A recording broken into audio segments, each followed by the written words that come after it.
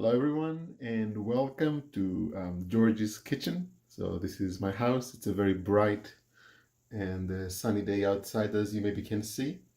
And we are now entering my kitchen, and there is something I wanted to introduce to you all. So many people these days have been doing a lot of baking at home.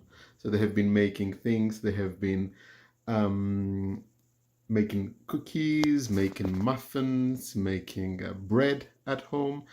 And one of the difficult for some, but very interesting for me, points of baking at home is actually keeping your own natural yeast-like culture.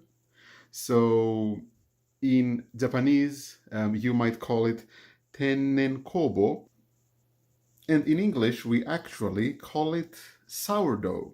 So they call it sourdough because it has a bit of a sour, tart smell and flavor to it. But the bread you make using this is delicious, and it's healthy, it's good for you. You can make it with just regular flour. You can use whole grain flour or rai mugi, right? So it's quite interesting.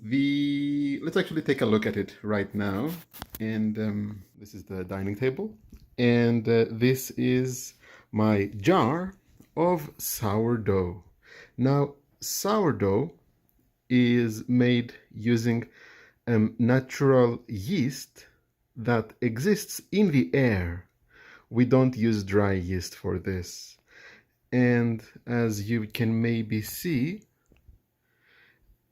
there are some bubbles inside. Now, how do you make this? This is just mixed flour and water. That's all, nothing else. And you just wait a few hours first, then a day, and every time you give it some more flour, some more water, some more flour, some more water. 1-to-1 weight ratio. And eventually the natural bacteria in the air, they make it bubble and create CO2 like this. This is just a slice that I kept from raisin bread that we made. Now this is pretty standard Greek style raisin bread. Includes orange juice, raisins, spices, and sourdough. It's really delicious, and I'm hoping to make some more. So, if you would like, take a look online for sourdough or tennen kobo and try some baking. And that's it from me. I'll see you guys next time. Take care. See ya.